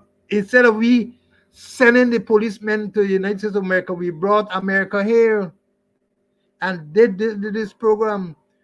Paul Williams handed over to the extended squatter, and the extended squatter killed the programs. These are important programs: anger management, conflict resolution, effectively dealing with people, self-defense, unarmed conduct. How do you de-escalate the situation? But no, they just running wild about the place, and the understand persons arrested and they were released, no charge. Well, they ain't commit no offense, so they just think. And let me again read the powers of arrest. Powers of arrest without warrant, section 16(1). It shall be lawful for men in the force to arrest without warrant. A, any person who commits in his view an offense punishable either upon indictment or upon summary conviction. Or B, any person whom any other person charges with having committed a felony or misdemeanor.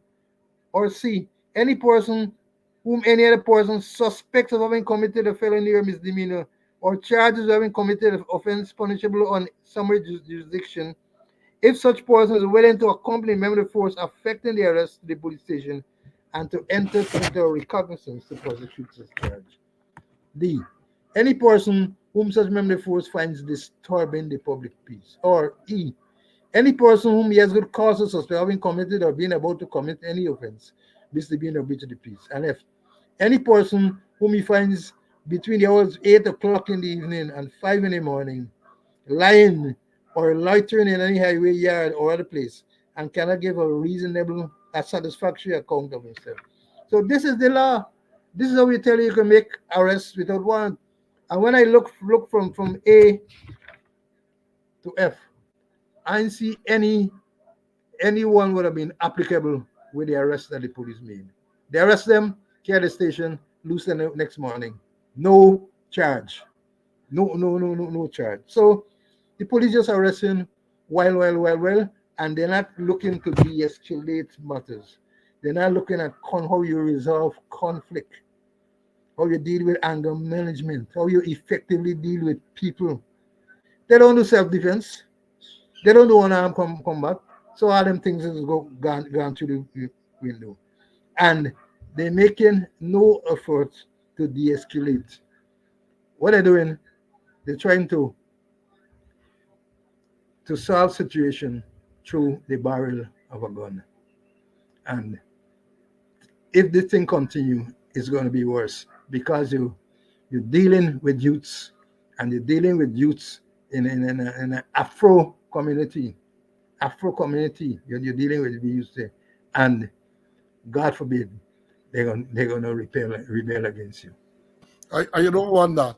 You don't want that. So you got to make sure, because one of the things some people are saying, you got to remember that they might want to say people loitering between certain hours and so on, but you have a constitutional right to free assembly and free movement, and the Constitution is superior to any other thing.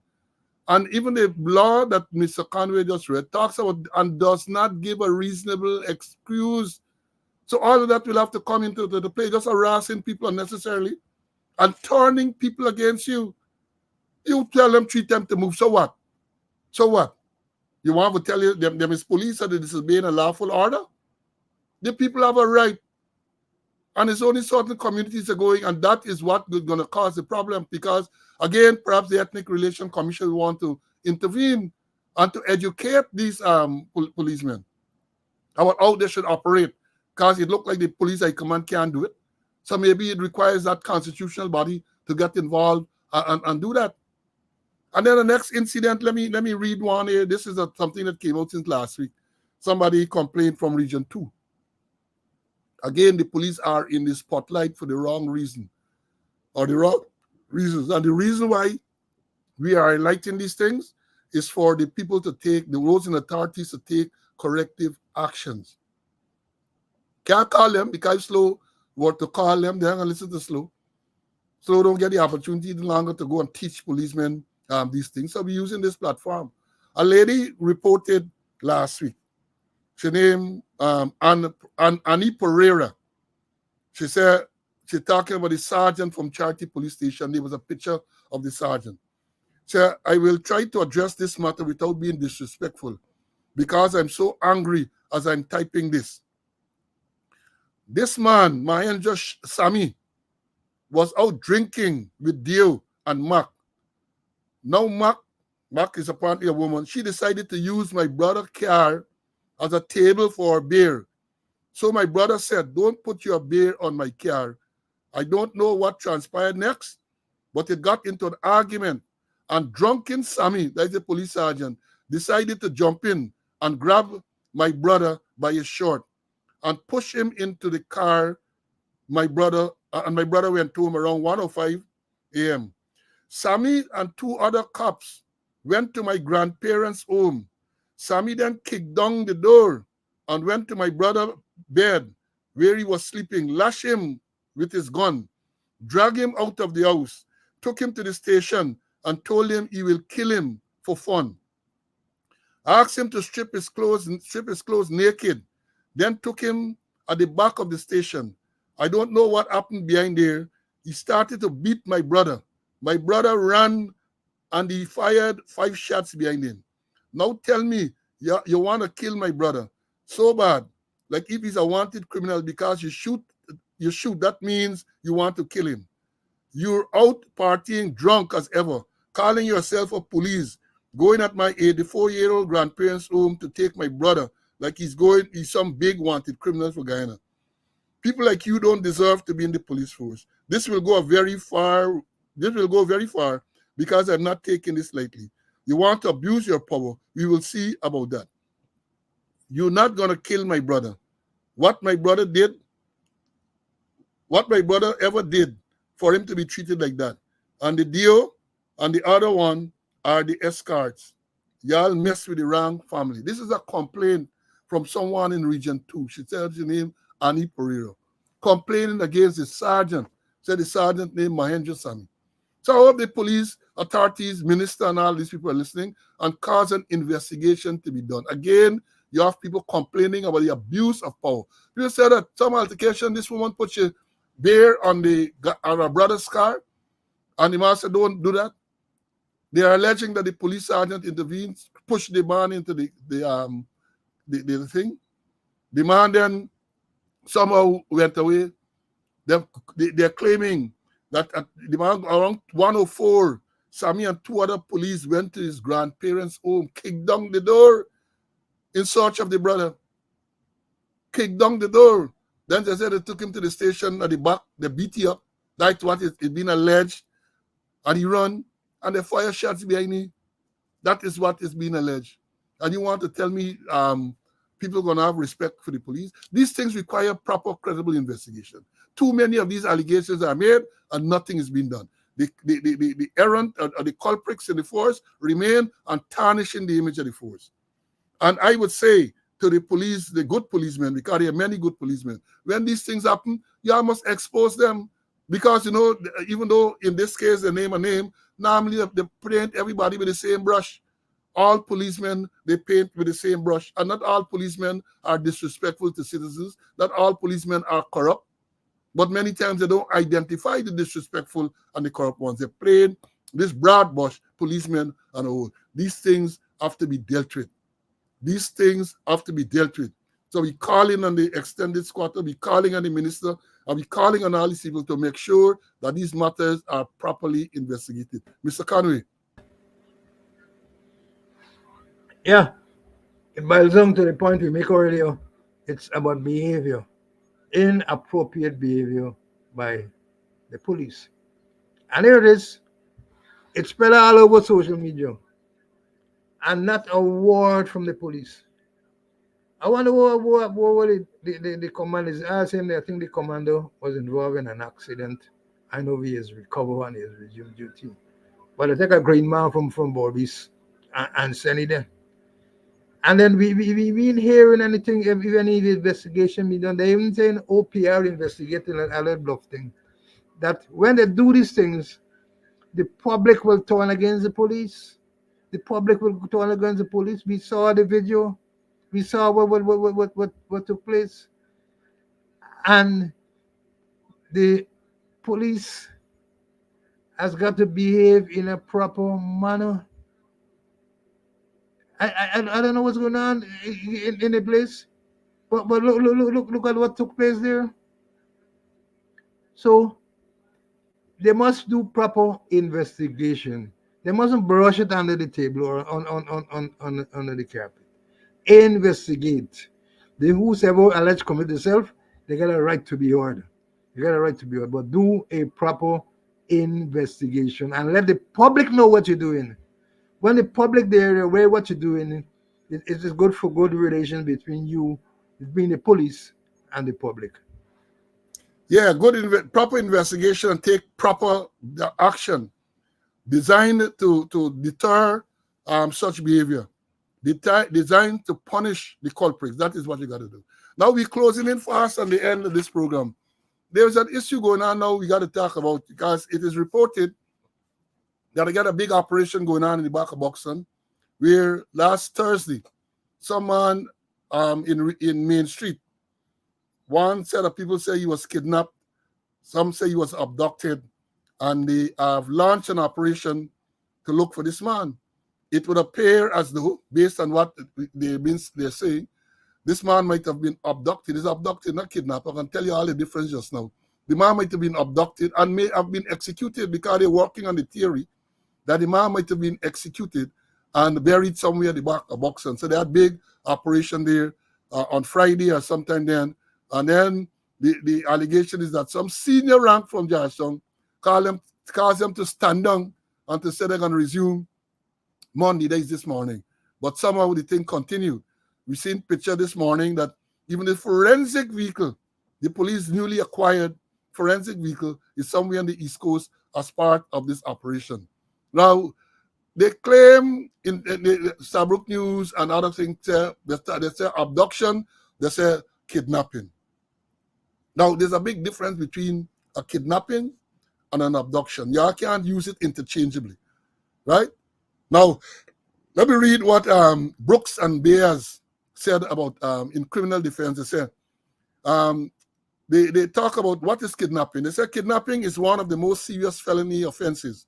It can be charged as a federal or state crime and requires a strong criminal defense strategy. Kidnapping is a crime that is committed when a person or persons take someone else without their consent and hold them in a certain place. Often, a person who commits kidnapping does so in order to acquire financial gain in the form of a ransom or to extort. Parents who take their children without having legal custody can also be charged with kidnapping if they take the child without the custodial parent's permission. So basically, you kidnap for some ransom or to extort someone, or so. When they talk about the parental arrangement, if the one parent get custody and the other parent take it without the approval of the custodian, that too can be determined as kidnapping. Whereas, when they talk about abduction, they say abduction is another serious felony. It is committed when a person takes another person against their will and keeps them somewhere while restrained or possibly gagged. However, unlike kidnapping, abduction doesn't involve any type of ransom or financial gain. The purpose of the crime is to prevent the victim from returning home. Anyone who is arrested or charged for abduction requires a strong defense. So, just to say, in one state they're saying it's kidnapping, one side they're saying it's abduction. But as far as we're aware, no ransom has been demanded. And if they are working on the theory that this person might have been executed, then it cannot be a kidnapping. It was abduction. The person was abducted. So I hope they would get it right. And we say we come here to teach, and we got to teach you. There's a big difference. So when you read these things, don't get mixed up with kidnapping and abduction. There's a big, big difference. Yes, Mark, the kidnapping is generally ransom, or you hold the person, even if you don't demand a ransom, you hold him for coerce somebody else to do something. But in the case of abduction, and even with men will abduct women, boyfriend abduct girlfriend, it happens in a lot of places. You abduct them, you aren't demanding nothing. You just abduct them and you all elope and you go on your way. So you got to understand, Karen, that is what it is. There's a difference between, and read it today, it's there in the dictionary. When I saw it, I recognized immediately something is wrong, and I went and I did immediately read it. So there's a difference between kidnapping and abduction. So these people who are reporting on this incident, please make sure you get it right. Having said that, I hope that the police get involved and crack, because not only this one, somebody else I saw on social media saying that some other man is missing. This thing is worrying. You get you get drive-by shooting, you get the execution style killing, you get abduction and all this type of thing going on. And yet still, if you recall, all in this year, the extended quarter said that the matter that concerns the police most is cybercrime.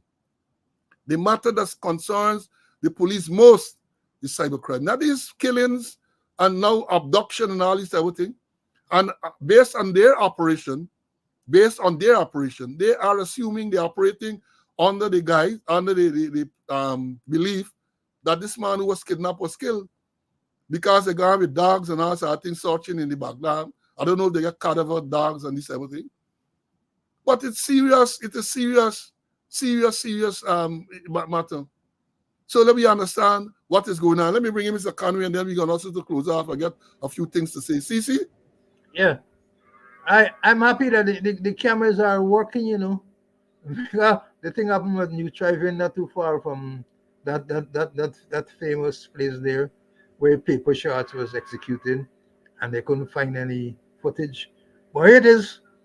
They find footage saying that the man gone north of Main Street, then into Lamar Street, and then trades on the East Coast. And then if the reports are true, that somebody said on Saturday, hey, hold long till Monday. So is it that they're giving the persons there, if the person in fact was buried, killed and buried, opportunity to move out the body and carry it somewhere else. You know, and the whole thing is that the investigations, you saying, hey, that the body there boxing, and then you say, hey, hold on till Monday morning. You know, I hope that they're able to solve some of the things there, because there are too many drive-by shooting. I want to get connection with Dreddy, since Dreddy get shoot and kill. A whole lot of killings taking place, and at no time, as the police say, the ballistics, that we find a wrong area and trace it to some other shooting there at some other location as a case. Perhaps the ballistic people and working, and all the forensics are doing. You get the forensics lady who's studying in Russia. They're the police training division. You know, so police need to do proper forensic investigation, proper ballistic, and I pray to God that they get a turnaround and they're able to make some headway in this matter. Yeah, what we should also indicate is that in this matter thing, they put out wanted bulletin for 5 persons. The names are there in the newspaper and on social media. 5 persons wanted in relation to this abduction, no kidnapping, in relation to the abduction. So we hope that they make an headway. And first of all, I guess the family got to be praying that the man is found alive and the perpetrators are caught and brought to justice. So let's keep our fingers crossed, and we got to say prayers, our thoughts and prayers to the family, and even the person. We can't assume that the person is dead. The person might very be alive somewhere. Let's hope he's alive and that he is recovered. You know, today is the 30th day in September, the last day in the month. When we meet again, it's going to be October, God's willing. And today, according to my count, is 82 days since Assistant Commissioner and Attorney at Law Calvin Brutus was sent, he said, went on leave. 82 days. 82 days. And we ain't hearing much. We are not hearing much whether the allegation was put to him, whether he was asked to give a statement and declined. What is the progress with the investigation? We're not hearing much. The public, the public is not hearing much. And again, I say, we don't expect to get a ball-by-ball account of all that is being done. Sometimes we get little things like the frozen bank accounts and the fact that they're claiming that the sergeant empty bank account just in time before the people move in. You're getting those things that are leaks. But no official statement as to what is going on. 82 days since this officer went on leave. And like May Thomas, I know he getting all he pay because when he went on leave and he proceeded on leave around July the 11th, he had a vehicle, the police, the government vehicle. He still maintained or retained that vehicle and the driver and all of that. I don't know if he still has those things, right? Again, I asked the question. The man installed his mother-in-law into the police quarters in the Mounted Branch compound. Is she still there? At least the police can tell me, well, she has moved or something. But they're not saying nothing. Absolutely nothing. And these are the people who talk about transparency. They talk about transparency and they don't know the meaning of the word. So, question has to be asked, what is the position with the Brutus matter? In case some of you knew, I don't think you are, but Brutus, Assistant Commissioner of Police and Attorney at Law, is alleged to have attempted or laundered $16.5 million through the police credit union. He is also alleged that he's involved in financial impropriety. That is what I said. The investigation is into allegations of financial impropriety. That's what the police statement said. I know it is all of a sudden the vice president and all of them sudden worried about all manner of things. They're talking about corruption, something that they claim had never existed. They're talking about corruption now. Procurement is a big issue now. Procurement. And I had a big laugh the other day because I saw they had some seminar for the police where they had sergeants and inspectors and relatively junior ranks at procurement. Let me tell you all this in case you know. Procurement in the police force, as I know, is centralized. Even as divisional commanders, you don't get involved in the process of procurement. If you want something done, it goes to headquarters, and they're the ones who will do all of that. So to see that they get seminar and so on for sergeants and inspectors and even junior officers is laughable. They're just bluffing people that they're trying to do something. They are bluffing, and we are going to call the bluff. We're going to reveal the bluff on this program. Let me bring in Mr. Conway for his closing remarks. CC, we are almost done 2 hours. Your closing remarks, my brother. Well, I don't know if Soku has picked up this one, but I was informed, or their allegation, that the police credit union, that the ranks used to get $5,000 to attend meeting.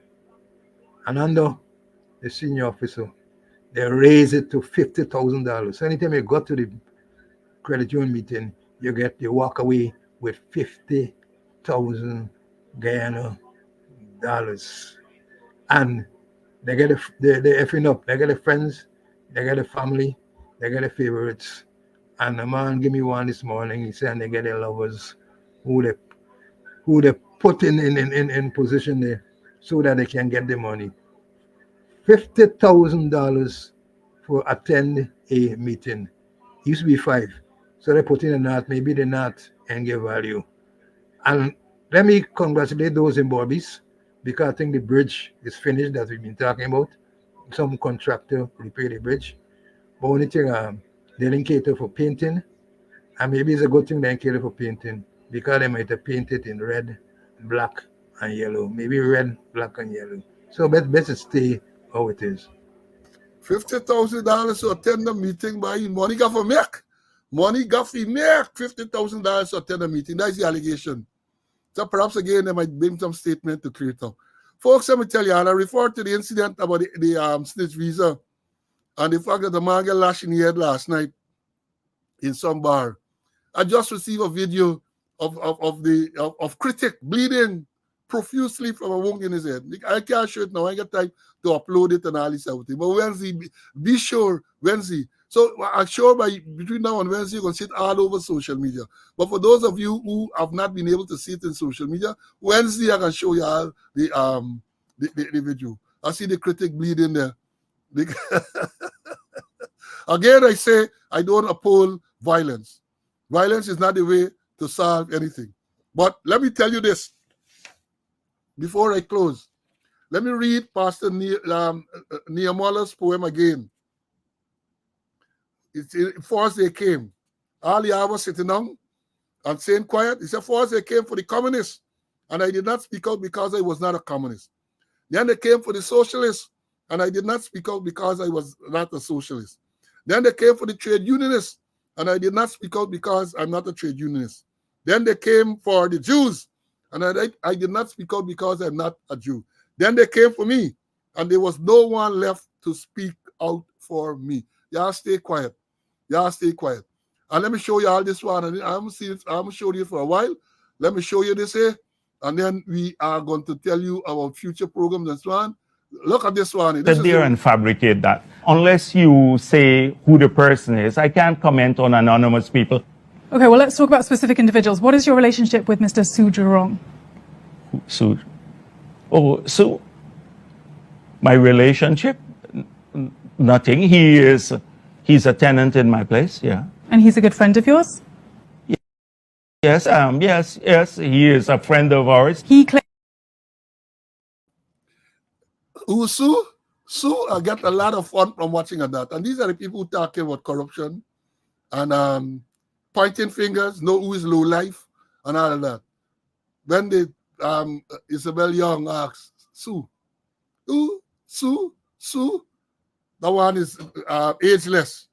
It is ageless, that short video there. Folks, we have come to the end of a very enthralling morning, I would think, even if I say so myself. Today, as I said, the last day in September, we are scheduled to come to you again on Wednesday. We have a lot of stuff left back. So Wednesday, we're going to deal with some more issues. And until then, stay well. We tell you again to be extremely careful. A lot of things going on. The road deaths, the small monkey pox, and all kind of perils are there. And it's for you to make sure that you navigate these perils properly. And again, the invitation is still there for those of you who want materials on this financial literacy thing that I tell you about. A lot of people have requested, and I've sent up over the weekend. I've sent to a few people who sent me their email addresses and so on, and it's there free. And I'm selling you nothing. You just feel that you should get this education. You should get the information, and I feel bad to hold the information to myself and not share. So that's all I'm doing, especially for those of you who are in the US and Canada, North America. Request and I will provide you with the information. And I want to remind you that the book about the hijacking of the New Building Society is available at Austin Bookstore, still available on Amazon, but is also available on Austin Bookstore. Many people have purchased and they have made comments. A man said, my Lord, he can never imagine people do that to their fellow human being. And you want to know how some of those same people are still in the offices, how they sleep at night. But go to Austin Bookstore, Hijacking of the New Building Society is there. And it is a must read for Guyanese. It is a must read. Read it. It is not that large a book. Read it. And I always remember page 51. I get it embedded where the former Attorney General Bernardo Santos, referring to the DPP, said it is it is suspected in the criminal bar that the DPP, whose husband is a Muslim cleric, cannot separate our professional duties from our religious duties. That is paraphrasing what Bernardo Santos said. Yeah, read for yourself. That is on page 51. So, folks, until we meet again, if God's willing on Wednesday, stay well. Bye.